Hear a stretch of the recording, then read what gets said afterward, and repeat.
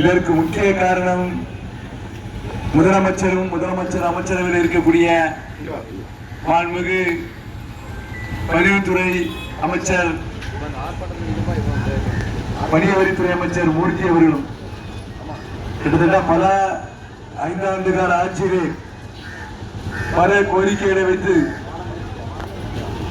நிலத்தை இவர்களே வைக்கக்கூடிய அளவிற்கு வந்து விட்டார்கள். ஒரு சப்ளை எடுத்துக்கொண்டால் இந்த பதிவுத்துறை ஆபீஸில் 100% தமிழ்நாட்டில் இருக்கக்கூடிய பத்திரப்பதிவுத்துறையினுடைய பதிவாளர் அத்தனை பேர் லஞ்சத்துக்கு உட்பட்டு விட்டார்கள். யாராவது ஒருத்தர் லஞ்சம் வாங்கவில்லை என்றால் இருக்கக்கூடிய ஒட்டுமொத்த பதிவுத்துறை அலுவலகத்திலே ஒரு 10 பேர் தான் தமிழ்நாட்டில் தேர்வார்கள். இதற்கெல்லாம் முடிவு கட்ட வேண்டும் என்றால் பொதுமக்கள் பதிவுத்துறை அதிகாரிகளை அனுமதிக்கு பதிலாக பதிவுத்துறை அலுவலகத்தில் இருக்கக்கூடிய அந்த மேசையை திறந்தால் எவ்வளவு இருக்கு என்பதை நீங்கள் தெரிந்து கொள்ள வேண்டும். நான் பதிவுத்துறை அமைச்சராக இருக்கும் பொழுது அன்றைய தினம் என்னுடன் செயலராக இருந்த மதிப்புக்கு மரியாதைக்குரிய சக்திகாந்த் தாஸ் அவர்களும் இன்றைய தினம் துணை முதலமைச்சருடைய செயலராக இருக்கக்கூடிய நமது பிரசாத் அவர்களும் பதிவுத்துறையுடைய ஐஜியாக இருந்தார்கள். நான் அமைச்சராக இருக்கும் பொழுது சில பதிவுத்துறை அலுவலகத்துக்கு செல்வோம்.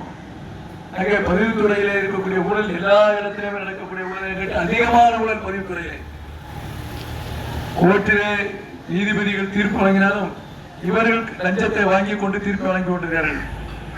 இந்த காசு வாங்கல ரொம்ப நாள் நீடிக்காது. நான் நிறைவேற்ற சொன்னேன், அரசியல்வாதியாக இருந்தாலும் சரி, அமைச்சராக இருந்தாலும், அரசு ஊழியராக இருந்தாலும் சரி, நீ காசு வாங்குற இது உன் குடும்பத்துக்கு போய் நிற்கும்.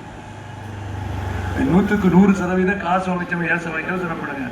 உங்கள்கிட்ட வரக்கூடிய பூரா பாவம் வறுமை கோட்டுக்கு கீழே இருக்கக்கூடியவன் அவன் தான் வாரான். நீ உனக்கு சம்பளம் நல்லா கொடுக்காங்க, இந்த சம்பளத்துக்கு மேல கம்பளத்தை வாங்கி என்ன செய்ய போற? கடைசியில் பார்த்தா பையன் எங்கேயாவது போய் வெட்டி கொலை பண்ணி செத்து போயிடும். பிள்ளை டைவர்ஸ் ஆகி வீட்டுக்கு வந்து உட்காந்து நீ தெருவுக்கு கடைசியில் ஒரு தாசில்தாரை பார்த்தேன், கை கால் ரெண்டு விளங்காம இருக்கும். லஞ்சத்தை ஒழிக்கிறதுக்கு நாங்கள் சொன்னது தப்பா இருக்காங்க, உங்க மனசாட்சியோட செயல்படுங்க. இப்ப என்னன்னா நமது தம்பி ஒரு பொழுது அருமையான கருத்தை கூறினார். புதப்பாண்டி ரெஜிஸ்டர் ஆபீஸ்ல சூட்கேஸோட போனாதான் ரெஜிஸ்டர் ஆக முடியும். அந்த அளவுக்கு கேவலமா ஆகிவிட்டது. நீங்க தயவு செய்து மன்னித்துக் கொள்ளுங்கள். காலங்கள் மாறிக்கொண்டிருக்கின்றன. அரசியல்வாதியாக இருந்தாலும் சரி, அரசு ஊழியராக இருந்தாலும் சரி, மக்கள் பொறுக்க மட்டும் பொறுப்பார்கள். பொறுத்து முடியாத சூழலில் அவர்கள் எந்திக்கும் பொழுது உங்களை காணாமல் ஆக்கி விடுவார்கள். அது எல்லாத்துக்கும் பொருந்தும். அரசியல்வாதிகள் மட்டும் இல்லை, அரசு ஊழியருக்கு மட்டும் பிரச்சனை.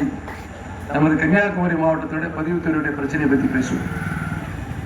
இங்கே இருக்கக்கூடிய குறைந்த சென்றுள்ள நிலத்தை ஏன் உங்களால் பதிவு செய்ய முடியவில்லை?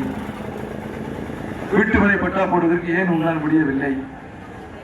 உயர்நீதிமன்ற தீர்ப்பு வழங்கின பிறகும் நீங்கள் ஒரு சென்ட்டுக்கு எத்தனை ரூபா? 25,000 ரூபா ஒரு சப்ளைஸ் ஆபீஸ் கொடுத்தாதான் பதிக்க முடியும். கேவலமா இல்ல? ஒரு சப்ளைஸ் ஆபீஸ் நாங்கள் கேட்கிறோம், நீ 25,000 ரூபாய் வாங்கி என்ன கொண்டு போற? 25,000 ரூபாய் வாங்குறது பதிலா கையில பையில வீட்டுல விட்டு போனா நிம்மதியை தூக்க முடியும். யாருக்காண்டி இந்த பணத்தை சேர்க்க? உன்னுடைய வாரிசுக்காண்டி இந்த பணம் சேர்க்க. இந்த வாரிசு பணத்தை நிச்சயமா உனக்கு எல்லா பதிவுத்துறை அலுவலகத்துக்கு சொல்ல கடமைப்பட்டுகிறேன். தயவு செய்து ஊழலை மறங்கள். உங்களுக்கு கவர்மெண்ட் சம்பளம் கொடுக்காங்கல்ல, அப்புறம் சட்டம் என்ன சொல்லுது?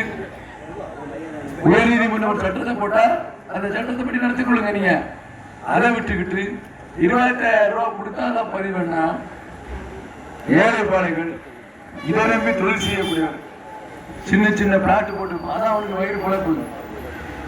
அந்த குழப்பை எல்லாம் கெடுக்கக்கூடிய அளவிற்கு நீங்கள் லட்சத்தை வாங்கி கொண்டிருக்கிறீர்கள். என்னுடைய பச்சை குற்றச்சாட்டு, மெயின் குற்றச்சாட்டு, ஒரு சென்ட்டுக்கு 25,000 ரூபாய்.